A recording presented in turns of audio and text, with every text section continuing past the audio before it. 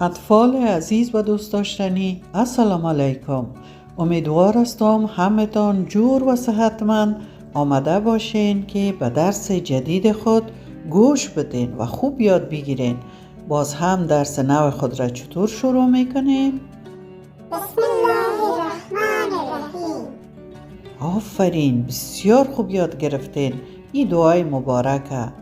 اطفال عزیز و دوست داشتنی، درس امروز شما باز هم درس دعاهای کوتاه است.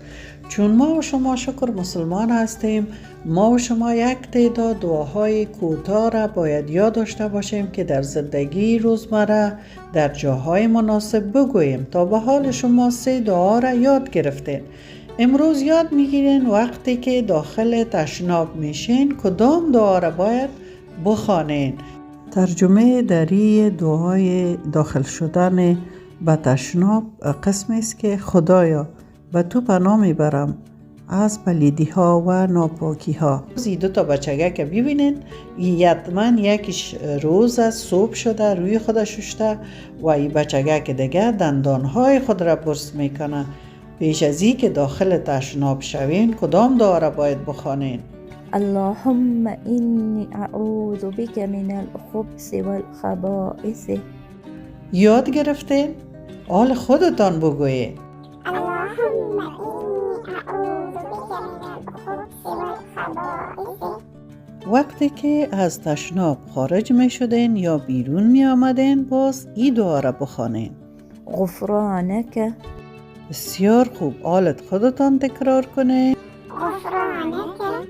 بسیار خوب، بسیار عالی. ترجمه دری دعای خارج شدن از تشناب: خدایا مرا ببخش. حالا در این تصویر ببینین، در این ویدیو ببینین که اینجا 2 یک خوارک و یک برادرک هر دویش خواب هستن. ببینین اتاقشان چقدر خوب جمع است. تمام کتاب‌های خود را، بازیچه‌های خود را جمع کردن و آرام به خواب رفتن. پیش از این که به خواب برین اینی دعا را باید بخوانین.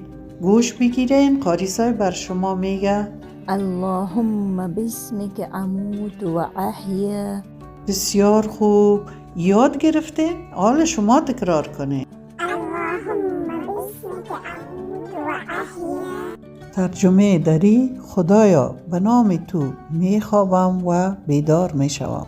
خب وقتی که در این ویدیو ببینین این بچگک پیش از اینکه خوراکش بخیزه از خواب بیدار شده، دستای خود را بلند گرفته و صدا کرده که خوراکشم از خواب برخیزه. که بیدار میشیم شکر بکشیم که باز هم جور و سلامت از خواب بیدار شدیم و اینی دعا را باید بخوانیم. خب حالا گوش کنین، قاری صاحب بر شما میگه. الحمد لله الذي أحيانا بعدما أماتنا وإليه النشور. بسیار خوب. حال شما تکرار کنین. الحمد لله الذي أحيانا بعدما أماتنا وإليه النشور. آفرین، بسیار خوب گفتین، خوب یاد گرفتین. ترجمه دری دعای برخاستن از خواب: شکر خداوندی را که ما را از خواب زنده کرد و بازگشت همه به طرف اوست.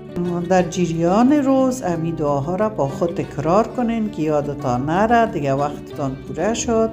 خداحافظ.